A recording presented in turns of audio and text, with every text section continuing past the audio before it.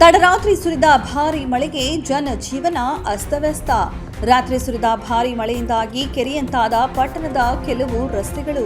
ಕೇವಲ 2 ಗಂಟೆ ಸುರಿದ ಮಳೆ ಆರ್ಭಟಕ್ಕೆ ಮನೆಗಳಿಗೆ ನುಗ್ಗಿದ ನೀರು, ರಸ್ತೆಗಳು ಜಖಂ. ಕೆಲವು ಗ್ರಾಮಗಳ ರಸ್ತೆ ಸಂಪರ್ಕ ಸ್ಥಗಿತ, ಧರೆಗೆ ಉರುಳಿದ ಮರಗಳು, ವಿದ್ಯುತ್ ಕಂಬಗಳು. ರಸ್ತೆಯ ಅಕ್ಕಪಕ್ಕದಲ್ಲಿದ್ದ ಅಂಗಡಿಗಳಿಗೆ ನುಗ್ಗಿದ ಮಳೆ ನೀರು. ಮನೆಗಳಿಗೆ ನುಗ್ಗಿದ ನೀರನ್ನ ಹೊರಹಾಕಲು ಅರಸಾಹಸ ಪಡುತ್ತಿರುವ ಸಾರ್ವಜನಿಕರು. ಸಮಸ್ಯೆ ಇರುವ ಸ್ಥಳಗಳಲ್ಲಿ ಬೀಡು ಬಿಟ್ಟ ಬೆಸ್ಕಾಂ ಇಲಾಖೆ ಹಾಗೂ ಅಗ್ನಿಶಾಮಕ ಇಲಾಖೆಯ ಸಿಬ್ಬಂದಿಗಳು ಹಾಗೂ ಪೊಲೀಸ್ ಅಧಿಕಾರಿಗಳು. ಅಂಗಡಿಗಳಿಗೆ ನೀರು ನುಗ್ಗಿದ ಪರಿಣಾಮ ಅಂಗಡಿಗಳಲ್ಲಿ ಇದ್ದ ಲಕ್ಷಾಂತರ ಸಾಮಗ್ರಿಗಳು ಸಂಪೂರ್ಣ ನೀರಿನಲ್ಲಿ ಕೊಚ್ಚಿ ಹೋಗಿವೆ. ಕೊರಟಗೆರೆ ಪಟ್ಟಣದ ಕನಕ ವೃತ್ತ ಬಳಿ ಇರುವ 15 ಹೆಚ್ಚು ಅಂಗಡಿಗಳಿಗೆ ನುಗ್ಗಿದ ಮಳೆ ನೀರು. ಮಳೆ ನೀರನ್ನು ಹೊರಹಾಕಲು ಬಹಳಷ್ಟು ಶ್ರಮ ಹಾಕುತ್ತಿರುವ ಅಗ್ನಿಶಾಮಕ ಸಿಬ್ಬಂದಿ. ಸಮಸ್ಯೆ ಆಗಿರುವ ಸ್ಥಳಗಳಿಗೆ ರಾತ್ರಿಯೇ ತಹಶೀಲ್ದಾರ್ ಮಂಜುನಾಥ್ ಭೇಟಿ ಪರಿಶೀಲನೆ. ಸುರಕ್ಷಿತ ಸ್ಥಳಗಳಲ್ಲಿ ಇರುವಂತೆ ಮನೆಗಳ ನಿವಾಸಿಗಳಿಗೆ ಸೂಚನೆ. ರಸ್ತೆಯ ಪಕ್ಕದಲ್ಲಿದ್ದ ಹಣ್ಣಿನ ಅಂಗಡಿಗೆ ನುಗ್ಗಿದ ಮಳೆ ನೀರಿನಿಂದ ಅಂಗಡಿಯಲ್ಲಿದ್ದ ಹಣ್ಣುಗಳೆಲ್ಲ ಮಳೆ ನೀರಿನಲ್ಲಿ ಕೊಚ್ಚಿ ಹೋಗಿವೆ. ಪಟ್ಟಣದ ಶಿವಗಂಗಾ ಥಿಯೇಟರ್ ಬಳಿ ಇರುವ ಸಿಮೆಂಟ್ ಅಂಗಡಿಗೆ ನುಗ್ಗಿದ ಮಳೆ ನೀರು. ಸುಮಾರು 200ಕ್ಕೂ ಹೆಚ್ಚು ಸಿಮೆಂಟ್ ಮೂಟೆಗಳು ನೀರಿನಲ್ಲಿ ಮುಳುಗಡೆ. ಪರಿಹಾರಕ್ಕಾಗಿ ಅಂಗಡಿ ಮಾಲೀಕರು ಹಾಗೂ ಸಾರ್ವಜನಿಕರಿಂದ ಆಗ್ರಹ. ತಡರಾತ್ರಿ 8 ಗಂಟೆಗೆ ಶುರುವಾದ ಮಳೆ 10 ಗಂಟೆಯೊಳಗೆ ಕೇವಲ 2 ಗಂಟೆ ಸುರಿದ ಭಾರೀ ಮಳೆಗೆ ಕೊರಟಗೆರೆ ತಾಲೂಕಿನ ಹಲವು ಕೆರೆ ಕುಂಟೆಗಳು ಸಂಪೂರ್ಣ ಭರ್ತಿ, ನದಿಯಂತೆ ರಭಸವಾಗಿರುವ ಹಳ್ಳ ಕೊಳ್ಳಗಳು. ಶಾಸಕರು ಅನುದಾನಗಳನ್ನು ತಂದುಕೊಟ್ಟರೂ ಸರಿಯಾಗಿ ಕಾಮಗಾರಿಗಳನ್ನು ಪೂರ್ಣ ಮಾಡದೆ ಗುತ್ತಿಗೆದಾರರು ಹಾಗೂ ಸಂಬಂಧಪಟ್ಟ ಇಲಾಖೆ ಅಧಿಕಾರಿಗಳು. ಇದಕ್ಕೆ ನಿದರ್ಶನವೆಂಬಂತೆ ಪಟ್ಟಣದ ಸಿಸಿ ರಸ್ತೆ ಸಂಪೂರ್ಣ ಕಾಮಗಾರಿಯಾಗದೆ ಚರಂಡಿಗಳು ಮಣ್ಣು ಹಾಗೂ ಕಸ ಕಡ್ಡಿಗಳಿಂದ ಮುಚ್ಚಿ ಹೋಗಿರುವುದಲ್ಲದೆ ಇಷ್ಟೆಲ್ಲ ಅವಾಂತರ ಸೃಷ್ಟಿಯಾಗಲು ಕಾರಣವಾಗಿದೆ ಎಂದು ಸ್ಥಳೀಯರ ಆರೋಪ. ಸಂಬಂಧಪಟ್ಟ ಅಧಿಕಾರಿಗಳು ಈಗಲಾದರೂ ಎಚ್ಚೆತ್ತುಕೊಂಡು ಸಮಸ್ಯೆಗಳನ್ನು ಬಗೆಹರಿಸದಿದ್ದರೆ ಮುಂದೆ ಇದಕ್ಕಿಂತ ದೊಡ್ಡ ಅನಾಹುತಗಳು ಆಗುತ್ತವೆ ಎಂದು ಸ್ಥಳೀಯ ಸಾರ್ವಜನಿಕರು ಅಧಿಕಾರಿಗಳ ವಿರುದ್ಧ ಬೇಸರ ವ್ಯಕ್ತಪಡಿಸಿದರು. ಇನ್ನಾದರೂ ಅಧಿಕಾರಿಗಳು ಎಚ್ಚೆತ್ತುಕೊಂಡು ಸಮಸ್ಯೆಗಳನ್ನು ಬಗೆಹರಿಸುತ್ತಾರೆಯೇ ಅನ್ನೋದು ಕಾದು ನೋಡಬೇಕಿದೆ. ಆದಂಥ ಭಾರೀ ಮಳೆಯಿಂದ ನಗರದಲ್ಲಿ ಪಟ್ಟಣದಲ್ಲಿ ಆ್ಯಕ್ಚುಲಿ ಎಲ್ಲ ಡ್ರೈನ್ಗಳು ತುಂಬಿ ಹಾಗೂ ಇಲ್ಲಿ ಇರ್ತಕ್ಕಂಥ ಗೌಡನ್ ಕೆರೆ ಹಾಗೂ ಜಂಪನಹಳ್ಳಿ ಕೆರೆಗಳು ತುಂಬಿ ನಗರದಲ್ಲಿ ಎಲ್ಲ ಅಂಗಡಿ ಮುಗ್ಗಟ್ಟುಗಳಲ್ಲಿ ನೀರು ನುಗ್ಗಿರೋದು ಕಂಡು ಬಂದಿರುತ್ತೆ. ಈಗ ಮಳೆ ಸ್ವಲ್ಪ ಕಡಿಮೆ ಆಗಿರೋದ್ರಿಂದ ನೀರಿನ ಹರಿವಿನ ಪ್ರಮಾಣವೂ ಕೂಡ ಕಡಿಮೆ ಆಗಿದೆ. ಈಗ ಸ್ವಲ್ಪ ಇಳಿದಿದೆ, ನೀರಿನ ಪ್ರಮಾಣ ಕೂಡ ಇಳಿದಿರೋದ್ರಿಂದ ಸ್ವಲ್ಪ ಕಡಿಮೆ ಆಗಿದೆ. ಹಾಗೂ ಈ ಕೆರೆ ಏನು ಗೌಡನ್ ಕೆರೆ ಆಗಿರ್ಬೋದು, ಕೆಂಪನಹಳ್ಳಿ ಕೆರೆ ಆಗಿರ್ಬೋದು, ಎರಡೂ ಕೂಡ ಕೋಡಿ ಹರಿದು ನೀರು ಈ ಟೌನಲ್ಲೆಲ್ಲ ನುಗ್ಗಿದೆ ಅಂತೇಳಿ ಜನರು ಹೇಳ್ತಿದ್ದಾರೆ. ಅದನ್ನೆಲ್ಲ ಪರಿಶೀಲನೆ ಮಾಡ್ತಾ ಇದ್ದೀವಿ. ಫೈರ್ ಆ್ಯಂಡ್ ಎಮರ್ಜೆನ್ಸಿ ಅಗ್ನಿಶಾಮಕ ದಳದವರು ಇದ್ದಾರೆ, ಪಟ್ಟಣ ಪಂಚಾಯಿತಿ ಸಿಬ್ಬಂದಿಯವರು ಇದ್ದಾರೆ, ಬೆಸ್ಕಾಂ ಅವರು ಇದ್ದಾರೆ, ಹಾಗೂ ನಮ್ಮ ಕಂದಾಯ ಇಲಾಖೆಯ ನೌಕರರು ಕೂಡ ಇದ್ದಾರೆ.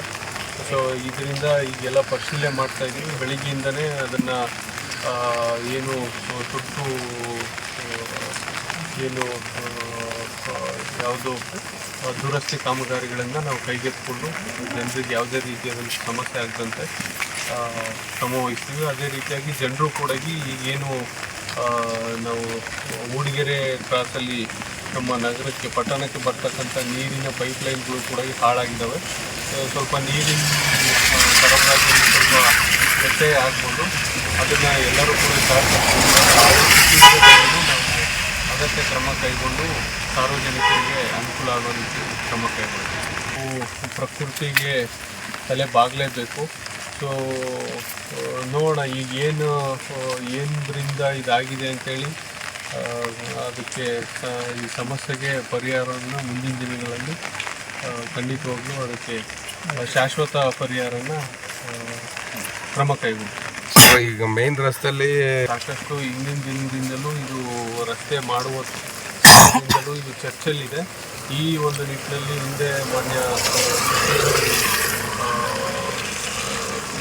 ನಮ್ಮ ಪಟ್ಟಣ ಪಂಚಾಯತಿ ಮೀಟಿಂಗ್ ಮಾಡಬೇಕಾದಂಥ ಸಂದರ್ಭದಲ್ಲಿ ಕೂಡ ಅದರ ಒಂದು ಕಾಮಗಾರಿಯನ್ನು ಶೀಘ್ರದಲ್ಲಿಯೇ ಕೈಗೆತ್ತಿಕೊಳ್ಬೇಕು ಅಂತೇಳಿ ಅಧಿಕಾರಿಗಳು ಸೂಚನೆ ನೀಡಿದರು.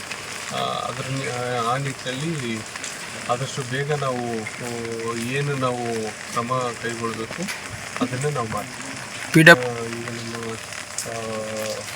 PD ಸರ್ ಕೂಡ ಪ್ರಾಜೆಕ್ಟ್ ಡೈರೆಕ್ಟರ್ ನಮ್ಮ ಪೊಲೀಸರಿಂದ ಬಂದಿರೋದ್ರಿಂದ ಅವ್ರನ್ನೂ ಕೂಡ ಈಗ ಮಾನ್ಯ ಸಚಿವರಿಗೆ ನಾವು ಇಲ್ಲಿ ವಾಸ್ತವಾಂಶವನ್ನು ಗಮನಕ್ಕೆ ತಗೊಂಬಂದು ಯಾವ ರೀತಿ ಕ್ರಮ ಕೈಗೊಳ್ಬೋದು, ಯಾವ ಕಾಮಗಾರಿಯನ್ನು ಕೈಗೆತ್ಕೋಬಹುದು ಅಂತೇಳಿ ಗಮನಕ್ಕೆ ತಂದು ಅಗತ್ಯವಾದಂಥ ಕ್ರಮವನ್ನು ನಾವು ಕೈಗೊಳ್ತೀವಿ.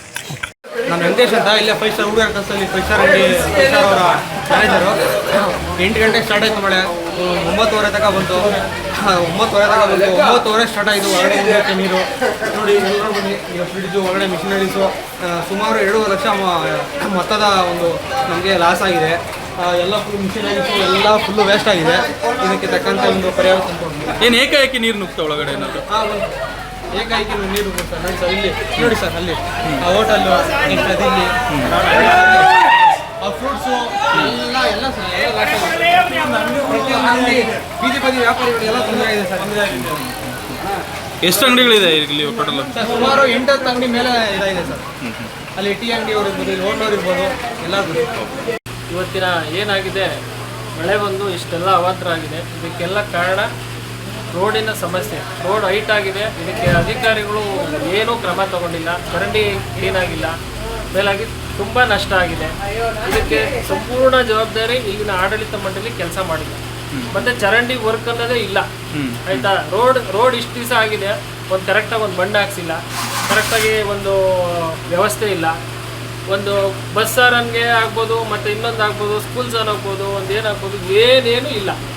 ಆಡಳಿತ ಮಂಡಳಿ ಫುಲ್ಲು ನಿರ್ಲಕ್ಷ್ಯ ವಹಿಸಿದೆ ಈ ವಿಚಾರದಲ್ಲಿ ಮಾತ್ರ. ಅಲ್ಲ, ಈಗ ರೋಡ್ ಹೈಟ್ ಆಗಿದೆ ಅಂತ ಹೇಳ್ತಿದ್ದೀರಾ, ಹೊಸ್ದಾಗಿ ಚರಂಡಿ ಮಾಡಿಲ್ಲ ಅಂತ ಹೇಳ್ತಿದ್ದೀರಾ? ಚರಂಡಿ ಕ್ಲೀನೇ ಮಾಡಿಲ್ವಲ್ಲ, ಬರೀ ಫುಲ್ಲು ಕಟ್ಕೊಂಡಿದೆ. ಏನು ಮಾಡೋಕ್ಕಾಗುತ್ತೆ? ಈ ಥರ ಸಮಸ್ಯೆ ಫುಲ್ಲು ಆಗಿದೆ. ತಮ್ಮದು ಏನು ಐಟಮ್ ಇತ್ತು ಸರ್? ಏನಾಗಿದೆ ಈಗ? ನಂದು ಒಂದು 5 ಲಕ್ಷ ರೂಪಾಯಿ ಐಟಮ್ ಇತ್ತು. ಏನಿತ್ತು? ಏನು ಐಟಮ್ ಅದು? ಸಿಮೆಂಟ್ ಐಟಮ್ ಇತ್ತು. ಸಿಮೆಂಟ್ ಐಟಮಲ್ಲಿ ಈ ಥರ ಡ್ಯಾಮೇಜ್ ಆಗಿದೆ. ಫುಲ್ ನೆಂದೋಗಿದೆ ಸಿಮೆಂಟ್ ಅದು? ನೆಂದೋಗಿದೆ. ನನ್ನ ಪ್ರಕಾರವಾಗಿ ಒಂದು 4 ಲೇಯರು ಮಿನಿಮಮ್ ಏನಿಲ್ಲ ಅಂದ್ರೂ ಒಂದು 150 ಚೀಲ ಡ್ಯಾಮೇಜ್ ಆಗಿದೆ. 150-200 ಚೀಲ ಡ್ಯಾಮೇಜ್ ಆಗಿದೆ. 150ರಿಂದ 200 ಚೀಲ ಡ್ಯಾಮೇಜ್ ಆಗಿದೆ. 10:30 ಸುಮಾರಿಗೆ ಈ ಕೊರಟಗೆರೆ ಪಟ್ಟಣದಲ್ಲಿ ಅತಿ ಹೆಚ್ಚಿನ ಮಳೆಯಿಂದಾಗಿ, ಭಾರೀ ಮಳೆಯಿಂದಾಗಿ ನಗರ ಪ್ರದೇಶದೊಳಗೆ ಅಂಗಡಿಗಳಿಗೆ ನೀರು ನುಗ್ಗಿದೆ ಅನ್ನೋ ಮಾಹಿತಿ ಬಂದ ಮೇರೆಗೆ ಕೊರಟಗೆರೆ ಅಗ್ನಿಶಾಮಕ ಠಾಣೆಯಿಂದ ನಮ್ಮ ವಾಹನ ಬಂದ್ಬಿಟ್ಟು ಇಲ್ಲಿ ದೀಪಂ ಟೆಕ್ಸ್ಟೈಲ್ಸು, ಶಿವಗಂಗಾ ಟ್ಯಾಕೀಸ್ ಹತ್ರ ಇಲ್ಲಿ ಬೇಸ್ಮೆಂಟಲ್ಲಿರ್ತಕ್ಕಂತಹ ಜಾಗದಲ್ಲಿ 2 ಟೈಲರಿಂಗ್ ಶಾಪ್ಗಳಿದ್ದಾವೆ. ಅಲ್ಲಿ ನೀರು ಸಂಪೂರ್ಣವಾಗಿ ತುಂಬಿಕೊಂಡಿದೆ ಅನ್ನೋದಕ್ಕೆ ವಿಷಯ ತಿಳಿದು ಇಲ್ಲಿಗೆ ಬಂದು ವಾಹನದೊಂದಿಗೆ ಪಂಪಿಂಗನ್ನು ಮಾಡಿಬಿಟ್ಟು ಆ ನೀರನ್ನು ಸಂಪೂರ್ಣವಾಗಿ ಹೊರಗಾಕಿದ್ದಾರೆ. ನೀರು ಹೆಚ್ಚಿರಬಹುದು ಎಂದು ಅಂದಾಜಿಸಿ ನಾನು ತುಮಕೂರಿಂದ ಕೂಡ ಅಲ್ಲಿಂದ ಒಂದು ಡಿವಾಟರಿಂಗ್ ಪಂಪ್ ಜೊತೆಗೆ ಹೆಚ್ಚುವರಿ ವಾಹನದ ಜೊತೆಗೆ ನಾನು ಕೂಡ ಇಲ್ಲಿಗೆ ಆಗಮಿಸಿದ್ದೇನೆ. ಆ ಒಂದೇ ಪಂಪ್ನಿಂದಲೇ ಅದನ್ನು ಪಂಪಿಂಗ್ ಮಾಡಿ ಸಂಪೂರ್ಣವಾಗಿ ನೀರನ್ನು ಹೊರಗಾಕಿದ್ದೀವಿ. ಬೇರೆ ಎಲ್ಲೂ ನೀರು ತುಂಬಿಕೊಂಡಿಲ್ಲ. ಆ ರೀತಿಯಾಗಿ ಏನಾದರೂ ನೀರು ತುಂಬಿಕೊಂಡ್ರೆ ಅಥವಾ ಬೇರೆ ಜಾಗಗಳಿಗೆ ಅಥವಾ ಪ್ರದೇಶಗಳಿಗೆ ನೀರು ನುಗ್ಗಿದ್ರೆ ಅಲ್ಲಿರ್ತಕ್ಕಂಥ ಜನಗಳನ್ನು ಸುರಕ್ಷಿತ ಜಾಗಕ್ಕೆ ತರ್ತಕ್ಕಂಥ ಕೆಲಸವನ್ನು ನಮ್ಮ ಇಲಾಖೆಯಿಂದ ಮಾಡ್ತೀವಿ ನಾವು. ಆ ನಂತರ ಈ ರೀತಿ ನೀರು ತುಂಬಿಕೊಂಡ್ರೆ ಅದನ್ನು ನೀರನ್ನು ಹೊರಗಾಕ್ತಕ್ಕಂಥ ಕೆಲಸ ಕೂಡ ಮಾಡ್ಕೊಡ್ತೀವಿ. ಒಟ್ಟು ಎಷ್ಟು ಜನ ಸಿಬ್ಬಂದಿಗಳು ಕೆಲಸ ಮಾಡಿದ್ದಾರೆ ಸರ್? ಈಗ ಒಂದು 10ರಿಂದ 15 ಜನ ಈಗ ಇಲ್ಲಿಗೆ ಬಂದಿದ್ದೇವೆ. ಹೆಚ್ಚುವರಿ ಬೇಕು ಅಂದರೆ ಹೆಚ್ಚುವರಿಯಾಗಿ ಕರೆಸ್ಕೊಡ್ತೀವಿ. ಅವಶ್ಯಕತೆ ತಕ್ಕಂಥ ಹೆಚ್ಚುವರಿಗೆ ಬೇಕಾದರೆ ಮತ್ತು ಹೆಚ್ಚಿನ ಸಿಬ್ಬಂದಿಗಳನ್ನು ನಾವು ಇಲ್ಲಿಗೆ ಕರೆಸ್ಕೊಡ್ತೀವಿ.